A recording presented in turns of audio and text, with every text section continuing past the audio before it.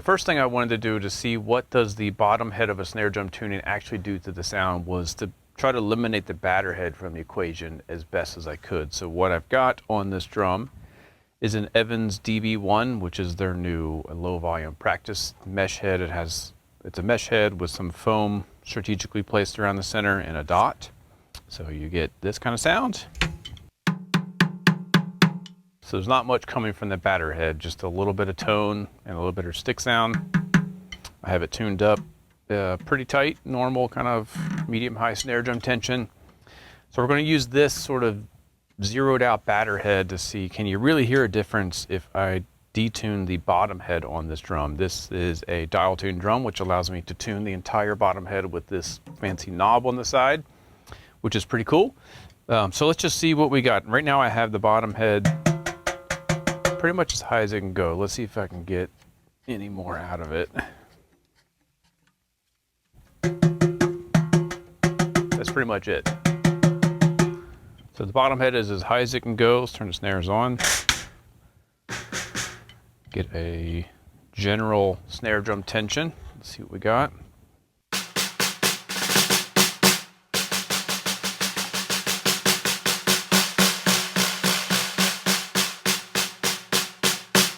All right, this sounds like a decent starting point. So I'm going to just play single notes and gradually detune the bottom head until I get all the way down to where it's completely loose. And I'm just curious if it's really noticeable, maybe until you get down to where it's super loose. But let's just check it out and see what happens.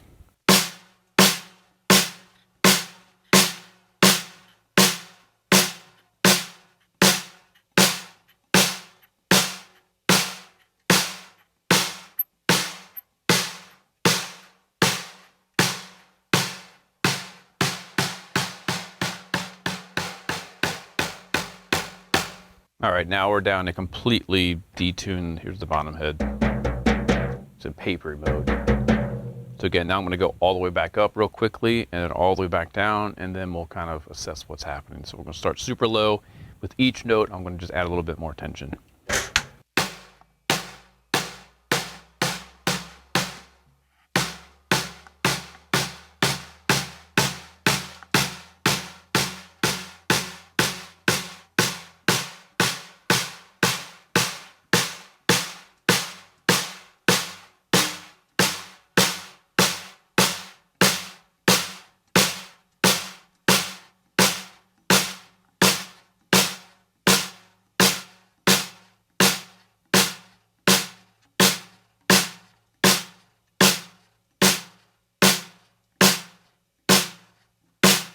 All right, we're back all the way up. It's super high, at least as high as this dial tune will go. See if I can get any more out of it. I want to just go all the way back down and all the way back up one more time before, because I want to make sure what I'm hearing and feeling is actually what's happening. So one more time, all the way up and all the way down. This is riveting, I know.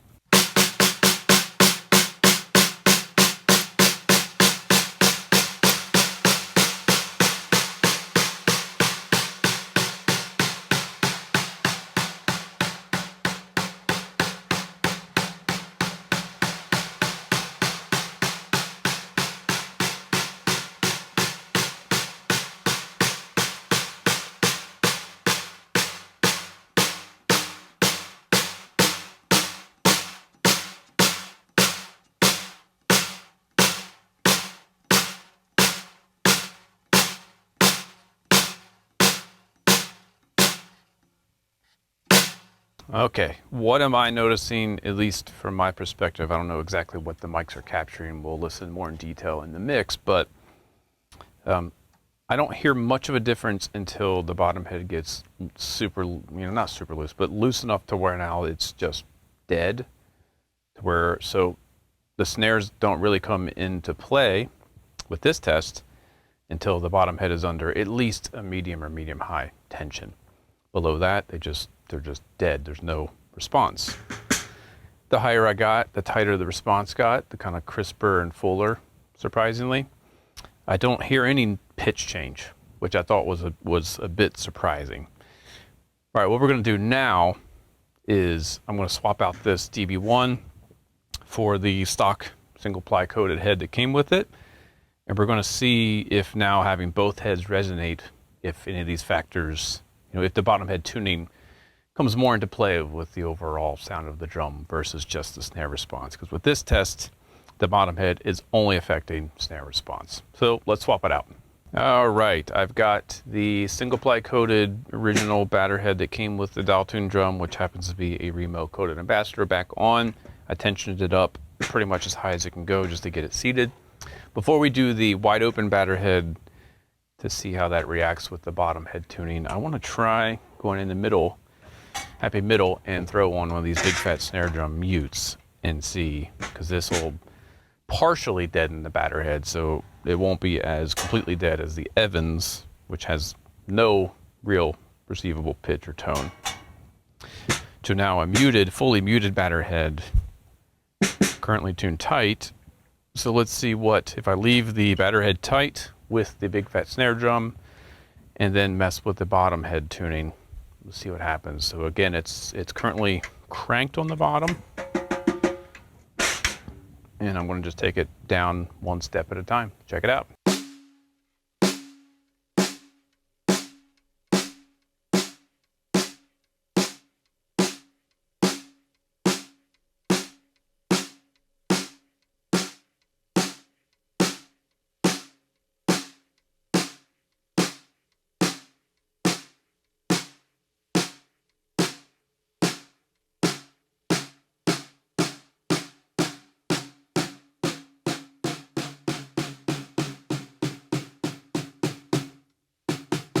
All right, that's all the way down, completely dead. No, I mean, there's snare response, but it sounds like I'm playing a broken drum.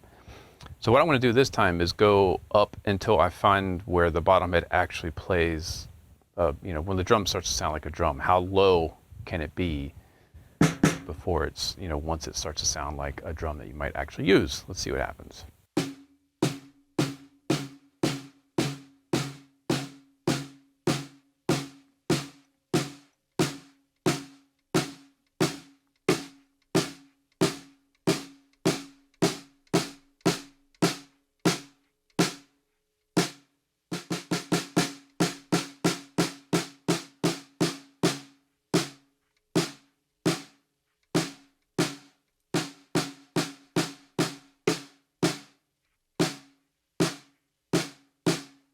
I'm going to say it's really hard to tell when it goes from being completely loose to just enough tension. I had to take it up pretty significant to really notice the difference from where I'm at. Again, the microphone's probably picking up something different, but this feels like a low bottom head tuning that could work. I'm not sure what the pitch is. Let's check it.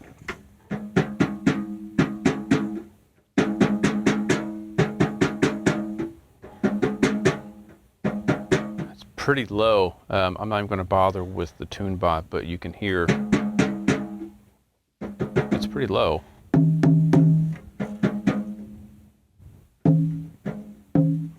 Top head is higher than the bottom.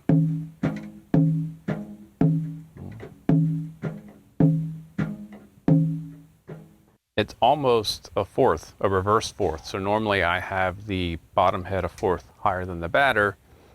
This is the opposite, where the batter is almost a fourth separated from the above the bottom. Interesting observation. I've never gone for that type of sound. We'll listen to it again with the snares on.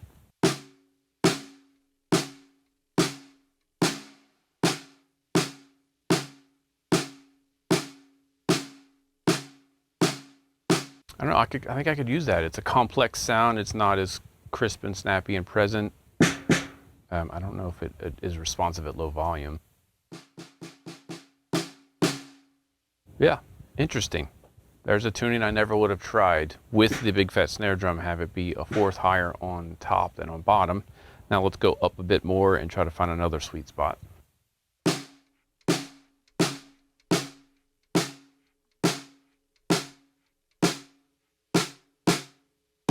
All right, right there, wherever I landed, it sounds like now the heads are, it's a tighter overall sound, punchier sound. Let's see.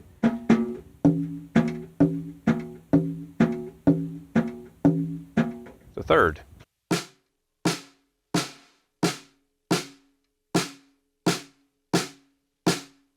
So still, the biter head is still higher than the bottom, but it's a third now, and it still works. So having a lower bottom head than the top could be an option for you. Let's try a little bit higher.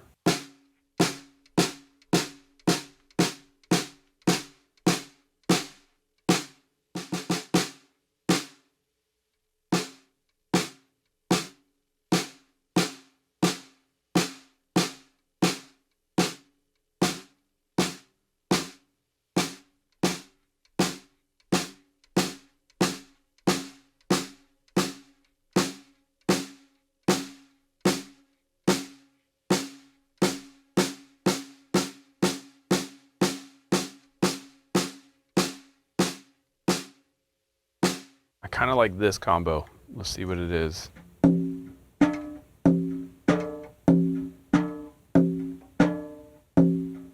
So now the bottom head is a major second, I believe, above the top head. So now it's starting to feel like the familiar kind of response and punch coming back at me. Interesting. Let's take the batter head down a bit. No, you know what? Let's go straight to the wide open sound, because now I'm having a whole bunch of different options here that pop up. I think having a muted head with a lower bottom head gives me a little like complexity, something like almost like looser wires without having to loosen the wires. Pretty cool. All right, let's go with wide open. So now I'm going to get the batter head to the C sharp where I usually start, and then explore, and then we'll try, you know, different batter head tunes. I want to at least start where I usually start. So let's get this thing to the C sharp. Side note, it's really fun to be able to change the tune of the entire head with just a single knob. So check out Dial Tune Drums if you haven't checked them out already. But now we've got it at C sharp. I'm going to take the bottom head just all the way up. So we're going to start from top to bottom. See where these breaking points are. The whole reason for doing this for me was to see if my suspicions of a perfect fourth are the best combination. So far the reverse fourth was cool, and a third was cool. So let's see if that all holds true with the wide open batter head. All right, this bottom head is cranked. Probably get a little bit more out of it. All right, let's listen to it now. This is wide open, batter head, C sharp. Bottom head is just as high as it can go.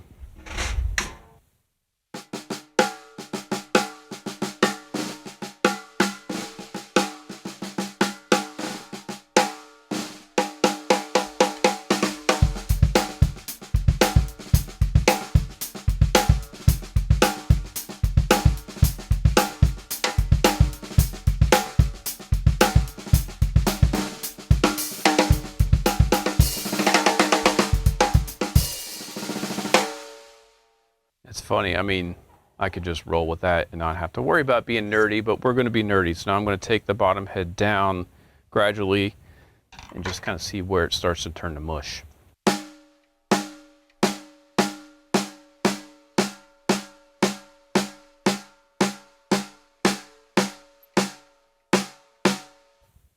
All right, before I go any further, that feels like a nice sweet spot.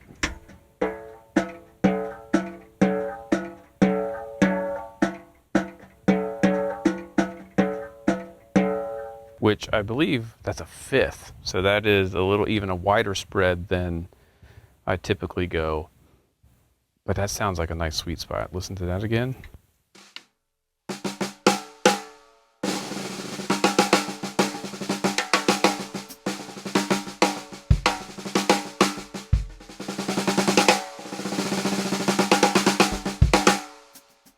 All right, noted. Let's go back down a little bit more.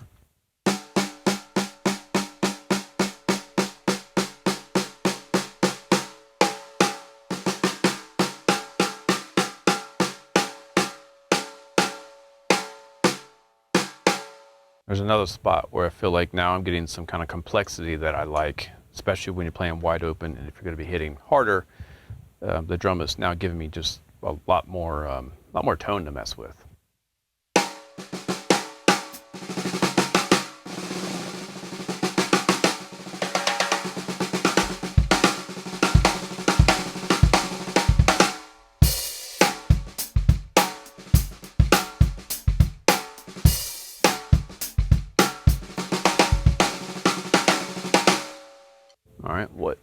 what's the relationship.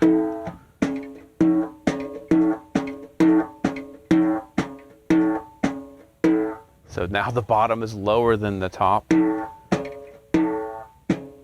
Minor third, interesting. So now the bottom head is a minor third lower than the top, and that gave me some complexity in the sound that I thought was fun and inspiring. There you go, bottom head being lower than the top. Let's keep going lower.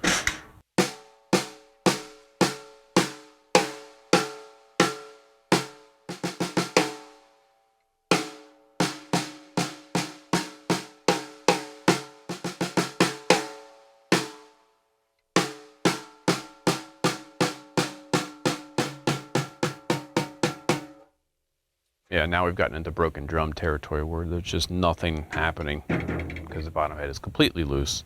There was something there right before I got to that breaking point. I want to see where that was.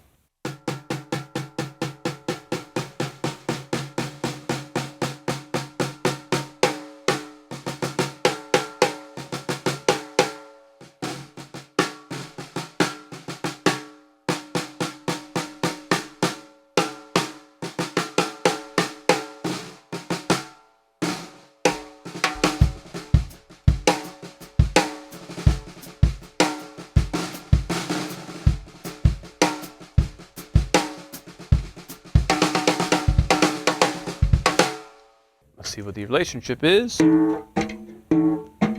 We are at the reverse perfect fourth, so the batter head is a perfect fourth above the bottom. It's not the most responsive sound. It feels kind of like it turned this drum into more of a vintagey, kind of almost boxy sound that was fun. So that's something to note, having the bottom head a perfect fourth below your top head, if it's possible, if you're not tuning the top head too high, or too low, somewhere in the middle. It made this drum sound kind of old and boxy, which can be fun, interesting. I'm experimenting with you. I've never consciously tuned the bottom head lower than the top, and I found already perfect fourth is cool, minor third is cool. So let's bring it back up and try to find the spot where the drum comes to life, see where that is.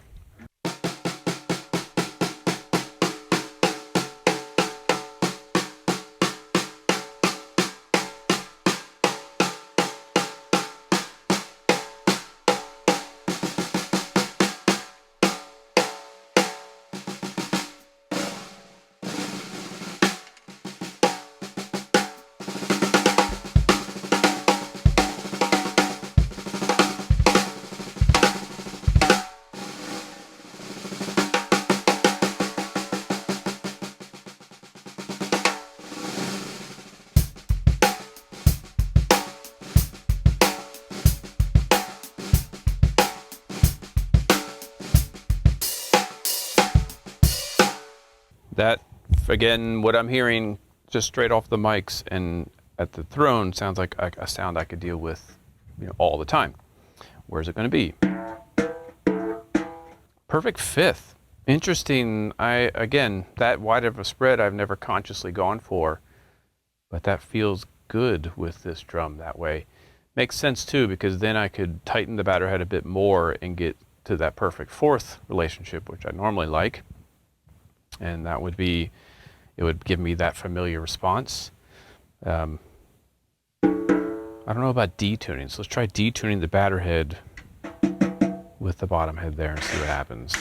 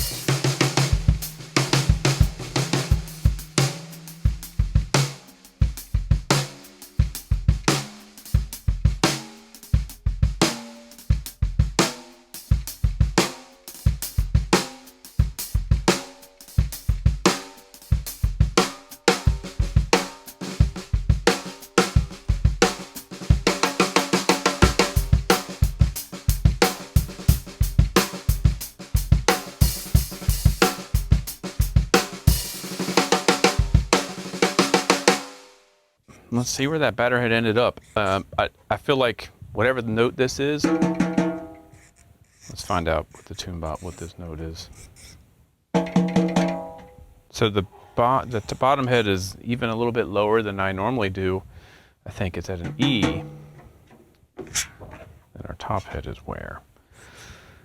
What's the moral of the story? I'm kind of changing my opinions about everything, huh? All right. So the top head still, when I got to the spot where it felt right, C sharp.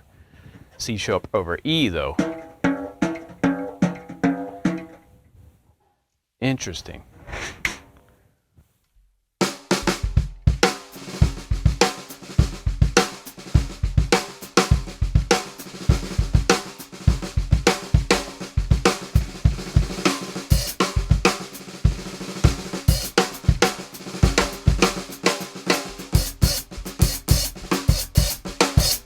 All right, I'm gonna leave it at that. So what did I discover for myself? I think I actually like the minor third relationship better, which is gonna change everything for me. But I liked the E above C sharp, and then I could tune this down and get the bigger, fatter sounds. But what does the bottom head really do? I'm only noticing snare response more than anything. Lower it is, the less response, the more boxy the drum becomes. Higher it is, the more response, the tighter and the crispier the sound gets. So that's something to think about if you're on a gig or in a room. Maybe the snare is just really, really live. Detune the bottom head, see what happens. If you can keep your batter head where you like it instead of just throwing a bunch of tape or trying to deaden it up. Detune the bottom head quite a bit and see if that gets the drum to kind of contain a little bit more. Conversely, if the drum doesn't sound like it has any life in a particular room or a gig, crank up the bottom head a bit, see what happens. If you want a more complex sound, try a minor third relationship, either one higher. If you want just a fuller sound, a perfect fourth or a fifth.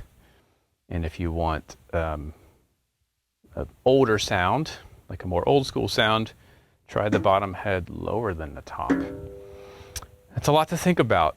So that's it for this segment on what does the bottom head on a tuning of a snare drum actually do.